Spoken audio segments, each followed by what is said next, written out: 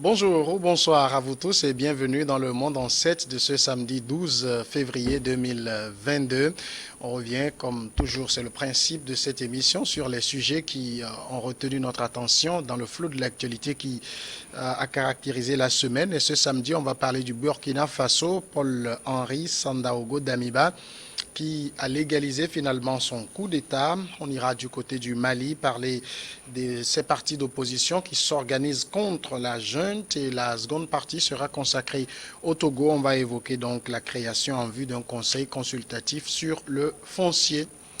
Et pour faire le débat autour de ces sujets sur le plateau, ce samedi, il y a Eric Johnson, directeur de publication de l'hebdomadaire, du bi-hebdomadaire L'Union. Bonsoir Eric. Bonsoir Samuel, bonsoir chers confrères, bonsoir chers amis téléspectatrices et téléspectateurs de Neo TV. Et merci à vous d'être notre invité. Face à vous, Luc Abaki, journaliste et analyste politique. Bonsoir Luc. Bonsoir Samuel, bonsoir à tous les téléspectateurs qui nous font ce plaisir à chaque fois de nous suivre. Et merci donc également d'avoir accepté notre invitation.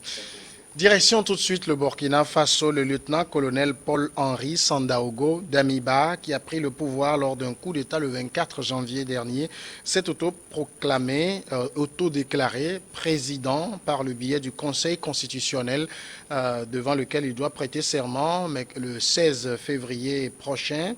Selon le Conseil constitutionnel, c'est dans une décision qui lui a été notifiée par Paul-Henri Sandaogo Damiba lui-même. Le 9 février, le Conseil constitutionnel indique que M. Paul-Henri Sandaogo Damiba, lieutenant-colonel des Forces armées nationales, président du mouvement patriotique pour la sauvegarde et la restauration MPSR, est le président du Faso depuis le 24 janvier. En raison donc de la vacance présidentielle après la démission de Rochma Christian Kaboré. Louis Kabaki, d'abord, je voudrais qu'on parle un peu de la forme même, de cette manière de devenir président de la République. C'est vrai qu'aujourd'hui, quand on regarde dans les opinions, on a l'impression que les coups d'État sont applaudis, on trouve que les militaires ils vont répondre au contexte actuel, mais est-ce qu'en droit, ça tient ?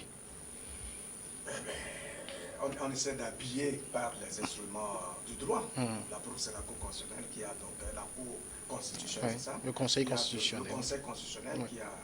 qui a habillé justement ce coup d'État qui donc finit par le formaliser président de la République. Il faut dire que c'est quand même déplorable parce qu'en réalité, on avait entamé une marche depuis les années 90 vers un processus d'assises des fondamentaux de la démocratie dans nos pays, mais il se trouve que l'élite dirigeante sur laquelle la population a investi massivement sa confiance s'est montrée cruellement défaillante. Et donc, devant cette impasse qui se crée, cette défaillance et cette incapacité justement de cette élite dirigeante à assumer véritablement et à incarner le pouvoir dans nos pays, on se rend compte qu'on est en train justement d'entamer une marche à reculons. Parce qu'aujourd'hui, si nous sommes encore arrivés à cette phase des coups d'État, ça veut dire que c'est un vrai recul et c'est la preuve de l'affaissement de nos valeurs démocratiques. Dans ces conditions-là, c'est vrai, lorsqu'on revisite un peu l'histoire politique des grands pays qui aujourd'hui font office des pays démocratiques, ce n'était pas un parcours lisse. Il y a eu des turbulences de toutes les façons. Mais il s'avère en effet que pour pouvoir asseoir les socles de la démocratie, il faut plutôt un leader éclairé. Donc, je pense qu'on s'est trop précipité de penser qu'on était en mesure d'appliquer les principes démocratiques dès lors qu'il n'y a pas un éclairage édifiant, dès lors qu'on n'a pas de leaders serviteurs qui s'engageraient véritablement à assumer le devenir de nos pays. Donc, je pense que c'est tous ces éléments-là qui participent à justifier cette cacophonie et ce recul regrettable, en tout cas dans nos pays. Mais si on convoque l'échec de la gouvernance, je veux dire des civils, pour peut-être justifier ou expliquer la situation actuelle, mais dans tous les pays, les processus électoraux ont une fréquence. S'il y a échec, il y a un moment pour sanctionner. Oui, bien sûr, on peut le comprendre, mais il faut en même temps voir qu'en réalité, c'est le peuple qui est en train de sanctionner autrement les dirigeants, surtout que, principalement, beaucoup de dirigeants, en tout cas dans l'espace francophone, se sont tellement accommodés au pouvoir que même au moment de les sanctionner par un processus électoral, il y a un verrouillage. Et donc, ça veut dire qu'il n'y a plus d'issue possible. lorsque vous poussez un peuple à son dernier retranchement, il passe par des raccourcis. Et je crois que c'est ce qui explique qu'au bout du compte, l'armée finit par intervenir. C'est vrai que ce n'est vraiment pas souhaitable. Mais qu'est-ce que un peuple peut chercher si ce n'est pas les conditions de son épanouissement, de son développement, de son accroissement, etc. Et donc, quiconque se rend capable de pouvoir assumer cette responsabilité-là et donc assurer à la population son meilleur devenir est toujours le bienvenu. Eric Johnson, est-ce que ces situations ne sont pas en train d'inaugurer ce qui va peut-être de mettre des précédents, parce que on connaît la manière d'évolution des pouvoirs. Les coups d'État n'existent pas. Toutes les constitutions du monde condamnent les coups d'État. C'est des crimes imprescriptibles. Mais on a l'impression qu'aujourd'hui, il y a une sorte d'évolution du pouvoir qui est en train de naître. Oui. D'abord, je voudrais te poser une question. Pourquoi tu as commencé ton intro en disant il s'est autoproclamé, tu t'es ravisé en disant il s'est autodésigné? Oui, les deux termes ne disent pas la même chose. Donc, ok, d'accord. Non, oui. Cela montre tout simplement le malaise qu'on a quand on parle aujourd'hui de ces putschistes. Oui. En réalité, ce qui se passe, quelles sont les raisons que ces gens-là avancent aujourd'hui en prenant le pouvoir politique par la force? On parle de sécurité pour certains, on parle de mauvaise gouvernance pour d'autres, et pour certains encore, on parle de déficit démocratique. Alors, quand vous prenez tout ça là, vous vous demandez si finalement les putschistes qui arrivent, c'est-à-dire ceux qui ont pris les armes pour arriver au pouvoir, pourront désormais établir une démocratie, pourront mieux gouverner, pourront mieux quand même assurer totalement la sécurité de leur pays. Or, ce qui se passe, nous sommes dans un espace aujourd'hui, c'est l'espace CEDEAO. C'est là où tout se passe.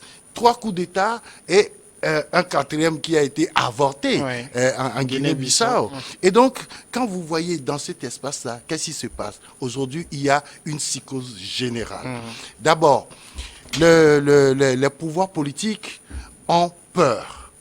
Quand vous voyez tous les dirigeants, aujourd'hui, dès que vous êtes un officier quelque part en train d'émerger ou en train de chercher à faire autrement les choses, vous êtes surveillé comme de l'huile au feu. C'est-à-dire que, est-ce que ce monsieur-là, il n'a pas des prétentions de prendre le pouvoir par les armes? Cette psychose-là naît également au niveau des populations qui craignent, qui se demandent, mais le lendemain, qu'est-ce que ça va être pour nous si jamais cela arrivait chez nous? Et donc, dans toute la sous-région, il y a un problème général. Et je pense que l'ordre qui est en train de s'établir aujourd'hui ne pourra jamais faire avancer nos pays, surtout de l'espace CEDEAO. Je prends l'exemple du Mali par rapport à ce qui se passe.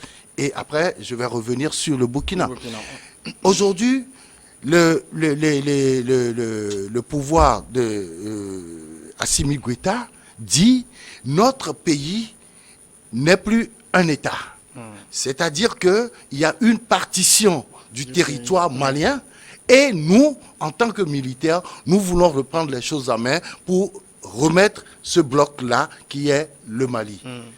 Malheureusement, depuis qu'ils ont pris le pouvoir, on ne sent pas encore cette fibre patriotique qui pouvait faire renaître le Mali. On ne le sent pas. Tout simplement parce qu'on est en train de se battre sur un terrain beaucoup plus politique, sur des relations un peu tendues avec les autres pays de la sous-région et les pays occidentaux, qu'autre chose. On ne s'occupe pas en tant que tel de la raison principale pour laquelle on a dit on a pris le pouvoir. Au Burkina, ce qui se passe également, on dit c'est la sécurité, que nos militaires, nos frères militaires qui sont sur le terrain sont mal gérés, on ne leur donne pas assez de moyens pour combattre les terroristes, mais depuis un mois, qu'est-ce qu'on sent? Il y a encore des attaques terroristes, djihadistes au Burkina Faso. L'un dans l'autre. il faut qu'on réfléchisse aujourd'hui proprement à comment diriger désormais nos pays. Quand on parle d'un nouvel ordre qui est en train de s'établir, il faut faire extrêmement attention. Parce qu'il ne faudrait pas cautionner, quelles que soient les raisons avancées, un coup d'État, une prise de pouvoir par la force. Cela ne pourra jamais nous aider. Alors, mais Luc Abaki, quand on regarde aussi les pays qui applaudissent, les peuples qui applaudissent les coups d'État aujourd'hui, on a envie de dire que c'est comme si les peuples ont un peu la mémoire courte. Les militaires ont déjà fait leurs armes à la tête des États et on a vu que ça n'a pas été rose non plus. Avant de répondre à votre question, j'ai envie de revisiter les éléments évoqués certainement par Eric Johnson, tout à l'heure, lorsqu'il évoque le cas malien, estimant que les raisons qui ont été évoquées au départ pour justifier l'arrivée de Goïta, l'équipe Goïta, à la tête du pays, ne sont pas en train d'être résolues. Je suis désolé, mais je suis obligé de partir d'un certain nombre de faits. Voyez-vous, c'est vrai, nous sommes tous d'accord sur le principe qu'il n'est pas idéal pour un État ou une république qui aspire donc à se construire avec des règles saines, qui ait des raccourcis qui constituent les coups d'État. C'est clair. Mais en vérité, dans le cas malien, on ne peut pas dire que cette équipe-là n'est pas encore en train de faire des pas. Dès l'instant où, une fois que l'équipe Goïta est arrivée, ils ont acquis des hélicoptères, des équipements, etc., qui leur permettent de conquérir de façon très progressive le territoire malien. Je crois que les informations fusent de partout. Le Premier ministre Choguel Maïga a même fait le bilan. Même, il y a beaucoup de reportages qui montrent qu'il y a du recul et que la peur a véritablement changé de camp en ce qui concerne la question des terroristes, l'envahissement des terroristes, en tout cas au Mali. Deuxième chose, les éléments évoqués qui concernent les problèmes politiques et tout, bien sûr, c'est que lorsque vous faites des choix politiques qui ne sied pas à vos partenaires traditionnels, attendez-vous à ce qu'ils puissent se heurter à vos choix. C'est clair qu'aujourd'hui, il y a une ligue internationale contre le peuple malien et le pouvoir en place pour la simple raison qu'il y a une forme d'audace qui est en train de se manifester. C'est-à-dire que les gars ont décidé de jouer sur l'autodétermination, d'assumer leur identité et de faire en sorte à s'affranchir d'une certaine pesanteur qui explique le fait que même nos dirigeants dans notre espace sont contraints par moment de ne pas être efficaces dans leur gouvernance, parce que nous sommes tous d'accord qu'il y a beaucoup de pesanteur extérieure, parce que les partenaires jouent leur intérêt et font en sorte à siphonner nos ressources avec une complicité tacite de nos dirigeants. Ça, c'est des faits qu'on peut pas nier. Et donc, pour ce qui est du Burkina, bien entendu, ils sont arrivés le 24 janvier, nous ne sommes même pas à un mois. On ne peut pas s'attendre à ce que le gouvernement puisse faire un miracle dès l'instant où le président lui-même n'a même pas encore prêté serment. Et donc, il est dans une dynamique d'asseoir un système de gouvernance qui puisse commencer à donner des résultats. Donc, on a devoir d'avoir une présomption positive après avoir constaté le fait accompli qu'est le coup d'État, de faire en sorte que celui qui est en place puisse être un serviteur de la République. Et là, j'enseigne, je vais enchaîner sur la question. À votre question. Oui, c'est vrai qu'il y a eu des coups d'État par le passé, il y a eu des militaires qui ont eu à gérer les États, etc., qui n'ont pas donné des résultats. Oui. Et il y a eu beaucoup de dérives dictatoriales. Qui ont réussi. Voyez-vous, il y en a qui ont réussi. Si vous voulez, on prend le cas actuel qui est celui de Paul Kagame, par exemple.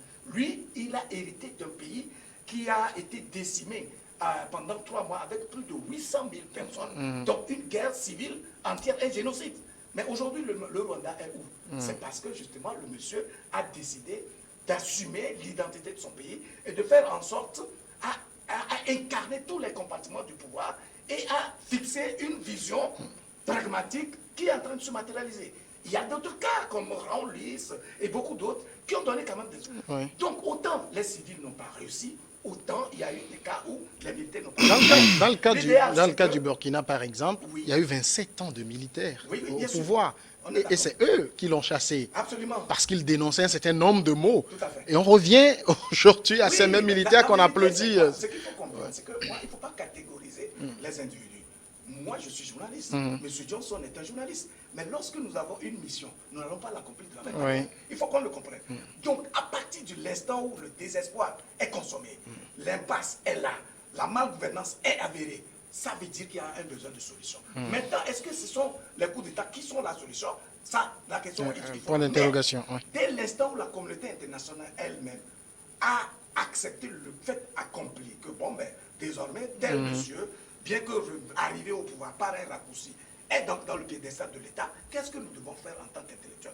On fait un regard très froid et on fait en sorte à lui apporter les idées les plus lumineuses possibles et lui exprimer en même temps les attentes du peuple. Ils font bien de révéler tous les éléments qui justifient les coups d'État. Ça veut dire quoi? Ça veut dire qu'au bout d'un temps donné, s'ils ne sont pas en mesure d'assumer leurs responsabilités et de trouver des solutions probantes aux problèmes qu'ils ont eu à évoquer, c'est là où nous serons à l'aise à les juger et à dire, mais vous parlez plus que vous n'en êtes capable. Vous n'êtes capable de faire parce que vous n'êtes pas en train de faire mieux que cela que vous avez chassé. Et je crois que c'est ce qui est arrivé justement dans le cas de Roch Christian Kaboré, qui est venu à la suite de Blaise Compaoré. Parce que, il avait suscité beaucoup l'espoir. Voilà. Et donc, aujourd'hui, on se rend compte que les performances de Compaoré sont largement mieux que celles qu'a laissé le président Compaoré. Est-ce que vous voyez? C'est vrai Christian Kaboré. Christian Kaboré, voyez-vous? Donc, c'est pour dire tout simplement que pour l'instant, nous sommes à une étape périphérique dans le processus de construction de nos pays et qu'on a besoin de leaders éclairés. Et donc, dans cette recherche-là, les pièces qui se révèlent, il faut travailler avec eux et chaque fois qu'elles sont défectueuses, ben on les met. Alors, je constate tout simplement un paradoxe dans tout ce que vient de dire mon collègue. Quand je dis tout ce qui est prise de pouvoir par la force, on n'est pas d'accord. Ça veut dire que tout ce qui accompagne cette prise de pouvoir, on ne doit pas l'accepter non plus. Parce que en réalité, quand vous prenez le pouvoir de cette manière-là, c'est pour faire ce que tout le monde accepte de dire, une transition. Et ça a un délai. Ce n'est pas venir s'imposer, s'installer au pouvoir pendant tout comme si on était élu. Comme le pouvoir malien d'aujourd'hui, les putschistes, ils demandent 5 ans pour une transition. Je dis, mais ils n'ont pas été élus. 5 ans, c'est un mandat présidentiel. Alors que, dans le principe, c'est que quand vous venez comme ça, dégager un pouvoir établi, que ce soit démocratiquement ou non, mais un pouvoir établi quand même, quand vous venez le dégager, c'est pour vous-même rétablir un autre pouvoir. C'est-à-dire que celui qui est là, il ne fait pas bien, il faut qu'il parte pour que quelqu'un d'autre vienne. Mais vous venez faire une transition pour permettre à celui qui va venir d'arriver. Mais lorsque mon collègue dit qu'il faut donner du temps, non, je ne suis pas... Oui, tu n'as pas dit ça. Oui, justement, dans l'espace CEDEAO, qu'est-ce que la directive dit? C'est 6 mois, 18 mois de transition au plus. Voyez-vous? Et donc, il ne faut pas donner, après 1 mois, il faut déjà poser des actes pour qu'on sache que vous voulez véritablement libérer le pouvoir après la transition. C'est tout ce que je dis. Je dis aujourd'hui, c'est vrai qu'au Mali, on est en train d'acheter des armes, du matériel de guerre, etc. Encore qu'il faut l'utiliser à bon escient. Parce que un véritable problème au Mali, c'est la connaissance d'abord du terrain. Vous savez, malheureusement, cela ne se dit pas. Ils sont militaires maliens, mais ils ont été formés ailleurs pour venir servir leur pays. Et quand ils se retrouvent sur le terrain, les djihadistes connaissent mieux le terrain que les forces de l'ordre. Et malheureusement, c'est ça qui fait qu'ils tombent le plus souvent dans des embuscades. J'évoquais tout à l'heure le Premier ministre Choguel Maïga, quand il présentait la situation depuis la reprise du pouvoir. Il y a beaucoup de victoires que l'armée malienne est en train d'engranger. Les terroristes sont en débandade. On annoncerait même que Iyad Agali aurait, je mets ça au conditionnel, fuit le pays. Donc, il y a quand même sur le terrain des signes palpables. On ne voit plus les attaques de grande envergure aujourd'hui. Oui, tout ça, est-ce que vous voulez me dire que c'est parce qu'il y a un changement de pouvoir au Mali en tout cas, c'est ce que fait tout ça se le passe. Premier ministre Choguel Maïga. Luc, il y a toujours la force internationale qui travaille sur le terrain. Même si aujourd'hui, le pouvoir en place au Mali est embrouille avec la France, notamment, ouais. cela ne désarme pas ce qui a été engagé par l'ONU. Et ça, il faut le reconnaître. Nos frères militaires togolais sont encore sur le terrain. C'est dans ce cadre-là. Et la force là continue par travailler. Et donc, c'est un travail qui se fait sur le terrain et dans le temps. On va revenir au Burkina plus précisément. Et là-bas aussi, j'ai envie de demander. On sait aussi que prendre le pouvoir, c'est d'abord à la suite d'une vision qu'on a, à la suite d'un programme qu'on a pour le pays. C'est une carrière faire la politique. Ceux qui prennent le pouvoir aujourd'hui, est-ce qu'ils ont ce pédigré-là? Mais votre question est tellement pertinente qu'elle trouve même une solution à tout ce qu'on était en train de dire. En réalité, c'est un contrat que vous signez avec le peuple en prenant le pouvoir. Il faut qu'on soit d'accord. C'est d'ailleurs pour cela qu'avant d'accéder, avant de se faire voter, il y a un temps pour faire une campagne électorale. Ouais. La campagne consiste à quoi? À révéler au peuple votre vision, votre programme de société, votre stratégie et les résultats auxquels vous aspirez arriver au bout d'un temps donné. C'est sur la base de ces éléments que vous évoquez que vous finissez par persuader le peuple qui se dit on va se risquer en lui donnant notre légitimité, la légitimité qu'il faut pour qu'il puisse gouverner. Pour appuyer ce que tu avais déjà dit, oui. C'est que quand les gens viennent montrer ou déclarer leur programme de société au peuple, ils savent très bien que les peuples ne comprennent pas. Ah bon? Non, Et par conséquent, quand on finit ces élections-là, ce n'est pas toujours celui qui a gagné qui prend le pouvoir, comme tu l'avais dit. C'était justement pour appuyer ce que tu disais. Que le peuple le comprenne ou pas, ce qui est sûr, c'est que votre parole vous engage. Peut-être que la masse ne comprend pas. Mais il y a quand même des gens pour comprendre ce que vous voulez dire. Mais tout compte fait, tout le monde sait que votre mission doit consister à épanouir celui qui a compris ou celui qui n'a même pas compris. Voilà pourquoi vous êtes président de la République pour tous les citoyens, qu'ils vous aient voté ou pas. Mais lorsque, au bout d'un temps donné, vous vous montrez tellement défaillant que vous êtes en contradiction avec vos propres engagements, votre propre parole, et on a comme l'impression que vous arc-boutez sur les dividendes du pouvoir pour vous ériger en un homme exceptionnel, intouchable, qui ne doit plus indispensable, qui ne doit même plus des comptes à son propre peuple. Mais est-ce qu'il faut se continuer avec un tel personnage? Surtout lorsqu'on lui formule des critiques qu'il ne comprend. Il devient réfractaire à la critique. Lorsque vous exprimez vos opinions, vous êtes en prison. Vous êtes convoqué tout de suite par la justice, etc. etc. Qu'est-ce qu'on fait devant le blocage de l'État? C'est ça le vrai problème. Et d'ailleurs pour ça que je dis que ces coups d'État-là que nous avons enregistrés ces derniers temps, personne ne les a souhaités, personne ne les a invités. Mais dès lors qu'ils ont eu lieu, il faut qu'ils servent de leçon à nos dirigeants actuels pour qu'ils comprennent qu'ils ont toujours un devoir de redevabilité vis-à-vis de l'État, que les dividendes, ou du moins les biens de l'État qu'ils dirigent, ne sont pas leur propriété privée, mais sont des richesses qui sont créées par le peuple et qui se doivent de s'investir véritablement pour épanouir leur peuple, parce qu'un peuple épanoui devient plus contributeur et son apport à la création de la richesse est plus élevé, et donc c'est ça qui permet justement de dérouler des politiques qui épanouissent le peuple et qui font que les États ont finalement un nom.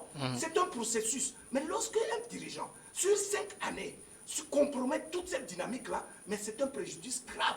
Et puis il consacre cela par d'autres coups d'État dont on ne parle malheureusement pas, les coups d'État électoraux, les coups d'État constitutionnels, qui font en sorte à les maintenir avec ou sans l'élection véritable du peuple, alors que leur rendement sur le terrain est sujet à caution. Nous sommes des êtres humains. Nous avons des facultés qui nous permettent à la fois d'analyser, de percevoir et ensuite de parler. Donc si on ne peut pas parler de ces mots-là, qui peuvent expliquer aujourd'hui l'irruption des militaires dans le champ politique, on se fait du mal. Oui, mais est-ce que les militaires sont la solution à cette malgouvernance? Parce que moi, j'ai l'impression qu'il y a un aspect de la chose qu'on est en train d'éluder. C'est vrai que les militaires viennent parce qu'il y a un constat d'insécurité et tout, mais gérer un État, ce n'est pas que la sécurité. C'est les emplois, c'est l'économie, c'est la santé, c'est tout ça. Est-ce qu'ils sont le pédigré pour faire tout ça? Oui. L'élément est tout simple. C'est ce que j'ai dit tout à l'heure, que lorsque vous êtes vous avez la même formation, vous n'avez pas forcément les mêmes performances, Ouais. vous n'avez pas les mêmes aspirations, les mêmes visions, les mêmes conceptions, etc. L'idéal, c'est de trouver un intellectuel qui est rompu à la tâche, qui a une culture intellectuelle, morale, spirituelle, culturelle requise pour pouvoir incarner les compartiments de l'État. Mais voilà que des gens en qui on met cette confiance-là ne sont pas en mesure de le faire. Maintenant, bien sûr, lorsque les militaires viennent, c'est pour ça que je dis qu'au-delà du fait que nous condamnons tous les coups d'État, on doit pouvoir les pousser vers l'excellence. C'est d'ailleurs pour ça qu'ils sont dans une transition.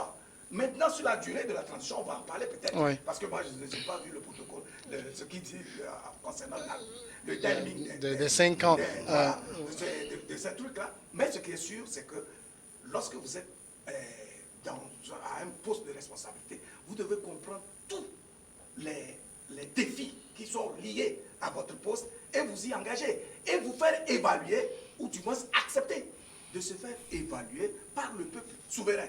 Est-ce qu'on est d'accord? Donc, nous ne prônons pas l'arrivée des militaires sur...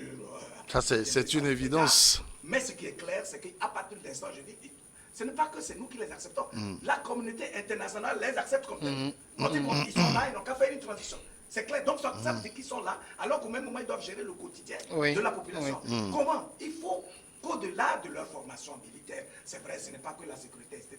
La preuve, c'est qu'ils sont obligés de faire face aux charges régaliennes, les payer, les salaires, faire un certain nombre de choses. Mais je n'ai pas encore appris que sur d'autres volets, ils se sont montrés défaillants. Donc, ça veut dire que lorsque vous êtes dirigeant, vous avez la vision. Ce n'est pas vous qui faites le travail. Votre mission, c'est d'avoir la lucidité, de choisir les bonnes personnes qui ont la technicité, l'expertise et l'expérience nécessaires pour conduire les affaires de l'État. Un dirigeant, c'est après tout un leader. Le leader, c'est celui qui a la capacité de faire émerger les compétences, d'amener les gens à donner les meilleures versions d'eux-mêmes. C'est pour ça que j'ai dit que nous avons besoin d'un leader éclairé. Ça ne veut pas dire qu'il est omnipotent et qu'il est capable de faire tout à la fois. Non, s'il sait faire les bons choix, il n'y a même pas de problème. Le président, je crois que la présidence, c'est l'exercice le plus facile. Justement, Oui, Eric Johnson, Paul-Henri Sandaogo Damiba, le nouveau Sankara du Burkina Faso. Oh là là, oh là là.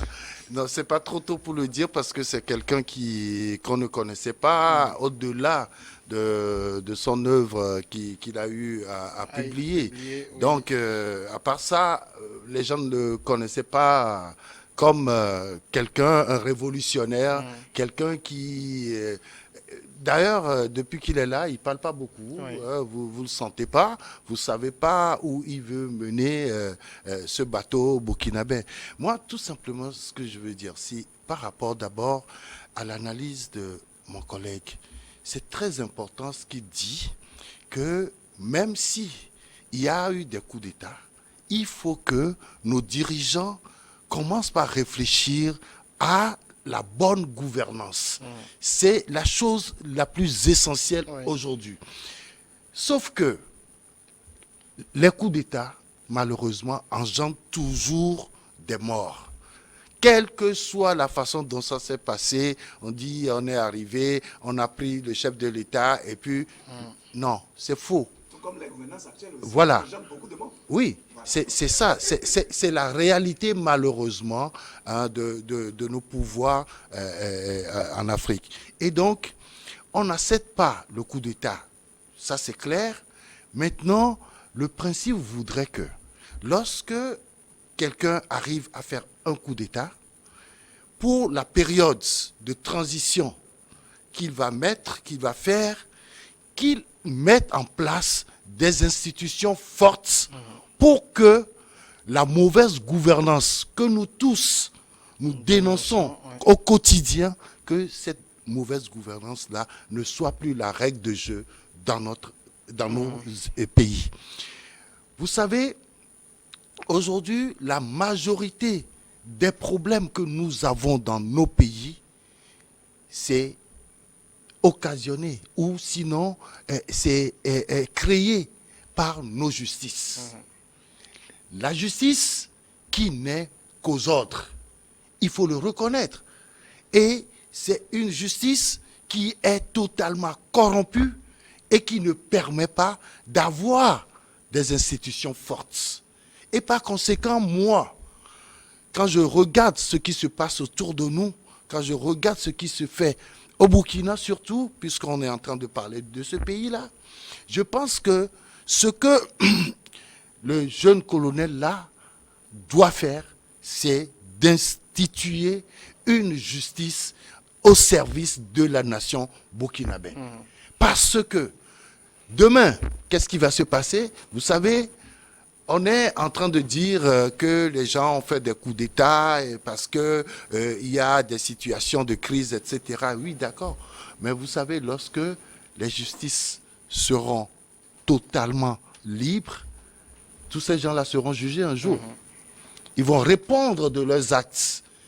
Et c'est là où on saura qui a fait quoi et qui est venu véritablement pour aider un peuple à se lever. Alors finalement, j'ai l'impression, et peut-être c'est pour finir avec le Burkina et attaquer le Mali, qu'on parle de ces régimes militaires comme c'est un fait. Ils sont là, on fait avec. Oui, mais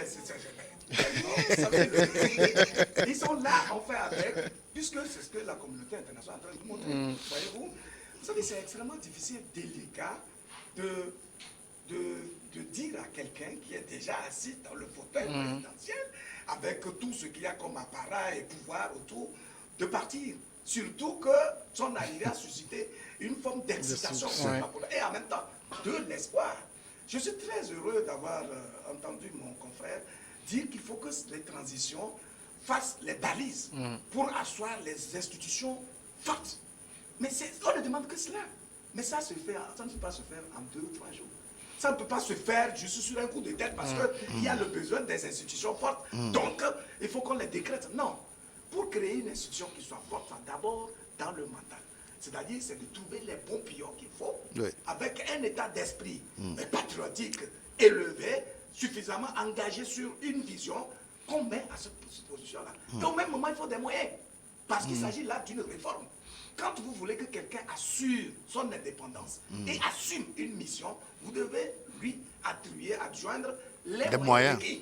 C'est ce qui est, je crois que c'est la vraie problématique que nous avons aujourd'hui au Mali. On va y arriver. Et donc, à partir de cet instant-là, lorsque l'État, il y a une forme d'anomie, d'ailleurs dans le pays, tout est déchiqueté du point de vue. Ça veut dire qu'il y a un besoin de reconstitution. Cela demande un minimum de sacrifice. Mais au même moment, j'ai envie d'embrayer sur cette question même du pouvoir. Je pense qu'il y a un vrai problème sur la perception que nous avons du pouvoir dans le pays. Si nous prenons le pouvoir comme une fin en soi, c'est-à-dire le point le plus élevé de l'évolution d'un individu, le fait qu'il y ait des apparats, le fait qu'il y ait toujours des tityrambes, des langages laudatifs autour d'une personne, il croit que, bon, à partir de ça, il est là-bas, donc il est le plus intelligent, le plus armé, la référence du monde. Je crois que c'est ça qui amène les vrais problèmes. Mais si on considère le pouvoir comme un instrument de service, un sacerdoce et un engagement historique vis-à-vis d'un peuple entier, l'attitude du dirigeant change. Et du coup, il ne va plus être complaisant lorsqu'il y a des détournements, lorsqu'il y a de la corruption, lorsqu'il y a la mauvaise gouvernance, lorsqu'il y a un certain nombre de faiblesses qui trahissent le projet de société que lui, il a eu à prendre et à présenter au peuple et qui a milité en sa faveur. Donc, le regard qu'on a par rapport à l'argent et au pouvoir, il va falloir le changer, sinon... On va prendre la direction du Mali. On a fait beaucoup de parallèles entre le Burkina et le Mali parce que les situations se ressemblent tellement. Au niveau du Mali, des partis d'opposition s'organisent contre la junte, l'opposition malienne, notamment le cadre d'échange des partis et regroupements politiques pour une transition réussie, a annoncé mercredi qu'elle ne reconnaîtra plus les autorités de la transition à partir du 25 mars prochain, affirmant avoir procédé à l'adoption d'un chronogramme électoral. Est-ce qu'aujourd'hui, le Mali risque de rentrer maintenant dans une sorte de... Je veux dire, les acteurs politiques maliens risquent de rentrer dans une sorte de bras de fer. On va faire maintenant la politique au Mali. Oui, mais ce bras de fer-là, ça date depuis l'éviction de Ibeka du pouvoir. On a l'impression que la classe politique s'entendait plus ou moins sur la situation. Mais avec la déclaration là... Non. Qu'est-ce qui s'est passé? Je dis toujours que le pouvoir au Mali aujourd'hui est en train de jouer à un jeu qui ne va pas permettre forcément l'épanouissement du peuple malien. je crois que l'organisation même d'une assise, soi-disant nationale, a été le point de départ de la faiblesse de ce pouvoir de transition. Pourquoi je dis ça? Parce que tout ce qui avait été décidé, ça a été fait, enfin, d'abord dans une précipitation inouïe, et ensuite, c'est comme si les hommes politiques étaient sous pression et ils devraient rapidement accepter tout ce que la junte leur proposait pour pouvoir sortir d'affaires. Malheureusement, les politiques étant ce qu'ils sont, ils sont revenus aujourd'hui en de bons sentiments, à mon avis, pour voir clair tout ce qui leur avait été proposé et ressortir tout ce qui n'est pas bien, parce que le fait de dire nous voulons une transition de 5 ans a déjà, catapulté tout ce qu'un politique peut prévoir. C'est vrai C'est-à-dire on dit aujourd'hui que le pouvoir militaire n'a pas demandé une transition de 5 ans, mais c'est les assises qui ont proposé entre 6 mois et 5 ans. Et donc, c'était des rampes de discussion avec la CEDEAO notamment. Tu sais, je comprends aujourd'hui ce volte-face de cette jeune-là qui donne maintenant des ouvertures pour discuter de la période de transition. Et c'est un cadre qu'ils ont créé tout récemment, en mettant même le Togo, notre pays, parce que, vous savez, c'est comme nous, quand on avait eu des situations avec l'Union européenne, où il y avait eu rupture de la coopération, il y a quand même des parlementaires européens, dont Louis Michel, qui avait dit clairement, mais il faut quand même faire confiance en ces gens-là lorsqu'ils vous disent que les choses vont changer. Et donc, il y a une ouverture qui a été donnée et nous sommes allés proposer les 22 engagements. Et je crois que la junte malienne est aujourd'hui dans la même situation et veut résoudre le problème de la période de transition. Mais le politique malien est déjà pressé d'aller aux élections et d'asseoir un pouvoir politique en bonne et due forme, civil. Bien sûr. Parce que le militaire, jusque-là, tout porte à croire qu'il n'est pas venu prendre le pouvoir pour le laisser. Alors, justement, Luc Abaki, comment vous analysez la position affichée aujourd'hui par cette opposition malienne? Est-ce qu'elle voit en face, comme le dit Eric Johnson, des militaires qui ont pris et qui ne donnent aucun gage, aucune lisibilité, aucun calendrier pour laisser le pouvoir? Non, mais je suis étonné qu'on me parle aujourd'hui d'une volte-face de la junte, parce que, enfin, des autorités maliennes, parce que dès le départ, à la suite des assises qui ont eu lieu en fin décembre 2021, les résultats des assises étaient connus de tout le monde. Que les Maliens ont proposé une transition de 6 mois à 5 ans. Et il faut expliquer pourquoi. En fait, les problèmes maliens sont nombreux, nous le savons tous.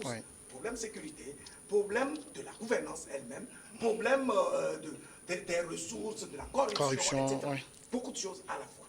Et donc, c'est en revisitant tous ces problèmes-là que la population, je rappelle quand même qu'il y a eu un processus qui était très clair, depuis la base jusqu'au sommet. C'est-à-dire, il y a eu d'abord une concertation au niveau, local, ensuite communal, régional, avant d'atteindre les assises nationales. Donc, tout a été remonté depuis la base. Il n'y a pas meilleure stratégie, en fait, pour prendre le pouls du terrain et recueillir les aspirations profondes du peuple. Maintenant, est-ce qu'il y a eu des interférences politiques? Ça, c'est autre chose. Des interférences militaires. Ils ont eu l'intelligence de partir à la base et de construire quelque chose qui est ressorti à la face du peuple. Donc, c'était 6 mois à 5 ans. Pourquoi? Parce qu'au regard des problèmes qu'il y a, chaque résolution du problème demande des moyens en retour. Donc, si on dit 6 mois, ça veut dire que le Mali a les ressources nécessaires pour pouvoir accélérer ou du moins mettre en place ce processus de réforme en 6 mois. C'est pour ça que je n'ai jamais compris les censures de la CEDEAO. Dès lors où la CEDEAO s'est positionnée en parrain et a demandé aux autorités maliennes la latitude de leur proposer un calendrier qui puisse convenir pour les élections. Lorsque vous demandez cela, c'est que vous avez en arrière-plan les moyens d'accompagner. Normalement, lorsque les autorités maliennes ont soumis ce chronogramme-là, l'idéal pour la CEDEAO aurait dû être de leur dire non, mais ça, on ne peut pas accepter jusqu'à l'intervalle de 5 ans. Nous vous proposons tel délai avec en appui Ça a été des fait. moyens. Non, non, attention, c'est une question de moyens. La CEDEAO, dès qu'elle a reçu ce Le chronogramme, ouais. d'ailleurs, même avant même qu'il y ait le sommet, il y a eu une tournée du ministre des Affaires étrangères dans les pays. Au Burkina, en Côte d'Ivoire, le président Ouattara a été très clair. Il a d'abord qualifié ça de plaisanterie. Et ensuite, il a fait planer la menace d'extension qui était évidente. Et quelques jours après, ils se sont retrouvés à Accra. Ils ont appliqué ça sans même proposer quelque chose en contrepartie. Or, ce que la CEDEAO aurait dû faire, j'étais en train de le dire, c'était de dire, nous vous apportons une assistance technique à telle hauteur, nous vous apportons des moyens. Mais pourquoi vous êtes dans une communauté qui ne peut même pas vous apporter une assistance et n'est là que dans les injonctions? Donc, si la CEDEAO, le pays, il y a 14-15 pays, de la 15 pays de la CEDEAO, ils peuvent dire, Le Mali fait compte partie de la oui, CEDEAO. Compte tenu des problèmes que vous avez, lorsque vous avez un frère qui a des problèmes, vous devez pouvoir vous engager à l'aider. Pas seulement par la parole, mais les actes. La CEDEAO peut dire, nous sommes 15, bon écoutez, on va mettre sur la table 1 milliard, 2 milliards, pour aider à résoudre définitivement le problème là et tester la bonne foi de ces dirigeants. Parce qu'ils disent qu'ils n'ont pas les moyens, il leur faut des moyens. Donc, pour chercher ces moyens-là, ça prend du temps.